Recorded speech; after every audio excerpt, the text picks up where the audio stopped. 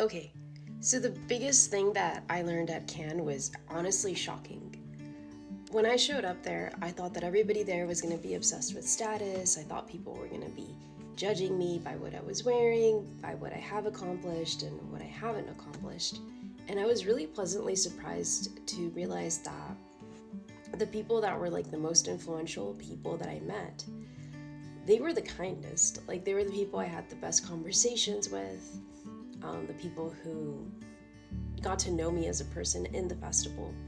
And another surprising thing was that the most important meetings that I personally had, like, they didn't happen like in the designated areas and in the way that I thought they were gonna happen. Like, the most important meetings that I had were like happenstance. Like, they would happen like in hotel lobbies. They would happen like when I was standing in line, I would meet somebody and like I would strike up a conversation, and then I would realize that, like, oh my god, this is the person I was looking for. Like, for example, like I was looking for a composer for Redbird, and I met one in line, and I made friends with this streamer, this woman who works for a streamer, and I just made so many great connections.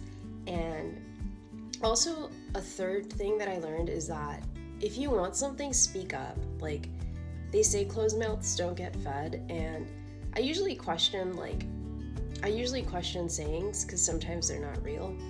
But this one is absolutely real. Like, I remember before I went to Cannes, I told everybody in my network, I was like, hey, I'm going to Cannes.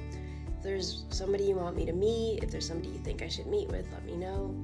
And I felt like I was being a little annoying, but I still was like, you know what, it doesn't matter. Like, I have to reach out to people. And actually, one of my mentors, he was like, oh my god, you're going to Cannes, cool. I'm going to connect you with these two people. And now I have a meeting with like the people that I should be meeting with. Like, I have a meeting next week, and that meeting, I'm preparing for it, and I'm over the moon for it. But it wouldn't have happened if I hadn't spoken up, and if I hadn't been like asking for what I need, which is like to meet people to make Redbird happen. So yeah, it's just a friendly reminder that you never know. Like, you never know what you can get if you put yourself out there, and you never know who the person next to you is. So always be kind. Like, always treat people kindly, like, no matter what they look like, no matter how you feel. Like, kindness goes a long way, so you should pass it along.